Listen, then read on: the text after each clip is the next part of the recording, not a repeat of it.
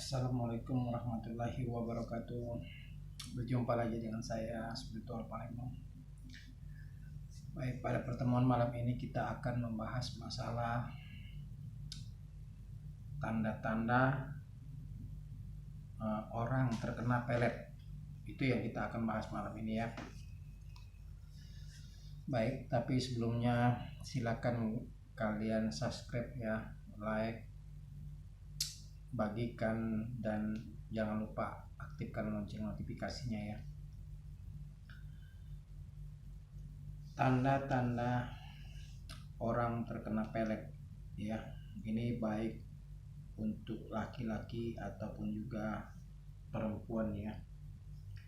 Ini bukan dari hasil membaca artikel atau apa, tapi ini memang pengetahuan ya saya sebagai spiritual ya. Jadi memang kenyataannya seperti ini, dan ini apa memang ada di antara kita yang mengalami hal-hal seperti ini ya. Jadi videonya jangan kalian skip ya, dan tonton sampai selesai. Rasakan apakah kita bagian daripada orang yang terkena guna-guna atau tidak. Dan insya Allah juga nanti saya akan memberikan penangkalnya ya kalau memang diperlukan.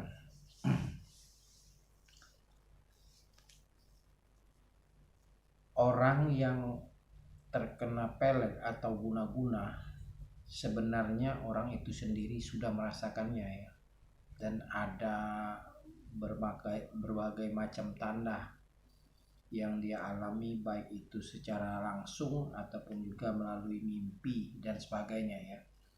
Banyak penyebab dan bisa dirasakan sebenarnya, asal kita sedikit peka atau mengetahuinya ya. Ciri yang pertama itu keluarga kita, saudara kita yang tinggal satu rumah itu melihat perubahan pada kita, dan seolah-olah keluarga itu melihat kita hilang auranya ya. Hilang aura itu misalnya seperti pucat gitu ya, pokoknya aura bersinarnya hilang. Itu yang pertama. Dan yang kedua, dia sering bermimpi. Nah, mimpinya ini berulang. Ini yang kedua ya. Jadi ketika kalian mengalami bermimpi, misalnya hari pertama mimpi dikejar ular ya, nah, terus hari kedua dikejar ular lagi, dan hari ketiga sama mimpinya seperti itu tanda-tanda bahwa Anda diguna-guna itu ya. Itu yang kedua. Dan yang ketiga adalah pikiran dan hati kita itu merasakan sesuatu yang berbeda. Misalnya memikirkan seseorang yang sebelumnya orang tersebut itu tidak ada dalam pikiran kita, tapi tiba-tiba kita selalu memikirkan orang tersebut dan selalu ingin berjumpa. Itu tanda yang ketiga itu ya. Nah, masalahnya terkadang kita itu merasa tidak sadar ya, tidak sadar.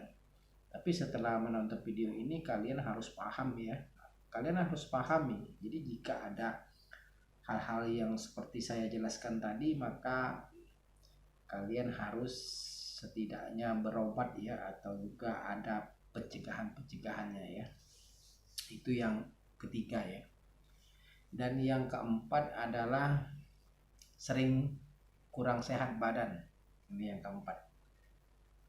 Jadi biasanya misalnya fisik kita itu selalu sehat ya, fit, jarang sakit. Tapi tiba-tiba selain kita memikirkan seseorang, kita juga sering sakit. Misalnya lesu, lemas. Kalau kita tidak bertemu dengan orang yang mengguna-gunai kita, maka kita ada rasa lemas dan mudah capek gitu ya. Nah, Dan hal yang terakhir itu kita tidak bisa berpikir untuk melanjutkan hal-hal yang berhubungan dengan pekerjaan kita. Jadi yang ada di pikiran kita itu misalnya lagi bekerja, maka selalu itu dan itu saja. Nah, itu ciri yang terakhir. Jadi ketika 5 ciri ini ada pada diri kalian atau salah satunya ada di diri kalian, maka kalian perlu berobat ya. Nah, itu ya intinya. Jadi itu ciri-ciri orang terkena guna-guna. Nah, sekarang penangkalnya bagaimana? Ilmu pelet itu ada 2 macam ya. Yang pertama, memang ilmu pelet itu orang yang melakukannya punya niat sungguh-sungguh, dan ayat yang ia gunakan adalah ayat-ayat Al-Quran. Memang dia membaca ayat-ayat ini sebagai jembatan atau jalan usaha dia meminta kepada Allah agar targetnya suka sama dia. Itu jalan, itu ilmu pelet yang pertama.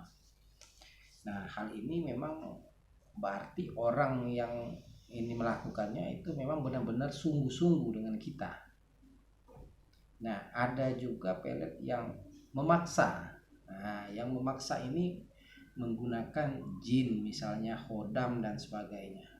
Nah, ini yang tidak baik. Jelas orang yang melakukannya itu punya tujuan-tujuan tertentu. Nah, ini akan merusak ya. Atau juga apalagi kita misalnya jadi istri orang, atau kita lagi jadi suami orang, atau kita mengalami hal-hal yang seperti ini, itu berbahaya sekali. Apalagi sifat daripada ilmu yang seperti ini itu memaksa. Jadi orang kalau tidak bertemu atau segala macam itu bisa sakit, bisa sebagainya, seperti yang apa saya jelaskan tadi ya, itu ya. Nah, jadi untuk yang memakai atau menggunakan khodam dan sebagainya ini, kita harus memutus pelet atau khodam yang merusak atau masuk ke dalam pikiran orang tersebut. Jadi kita harus membersihkannya. Nah, kalau seandainya kita menyadari bahwa kita lagi dalam posisi diguna-guna, maka kita saja yang mengobati dan mencegahnya ya. Tapi kalau kita tidak tahu atau belum tahu ciri-cirinya, nah ini yang jadi masalah. Karena ilmu pelet ini lama-kelamaan akan menyatu, mendarah daging di dalam tubuh seseorang, sehingga sulit sekali untuk disembuhkan. Kecuali misalnya diruqyah. Nah, ketika diruqyah, maka kita yang terkena ini tidak mau pergi ke tempat ruqyah. Bahkan hati dan pikiran kita itu menolaknya. Nah, ini yang jadi masalah. Maka dari itu saya buat konten video ini agar kalian menyadari sendiri, memahami bahwa di dalam diri kita itu ada terkena guna-guna atau tidak. Dan ketika ada daripada 5 penjelasan yang saya jelaskan tadi pada diri kalian, maka kalian harus membaca doa penangkal khusus sekaligus menghancurkan guna-guna yang ada di tubuh kalian. Ini caranya.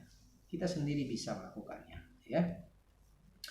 Yang pertama, kalian ambil wudhu ya.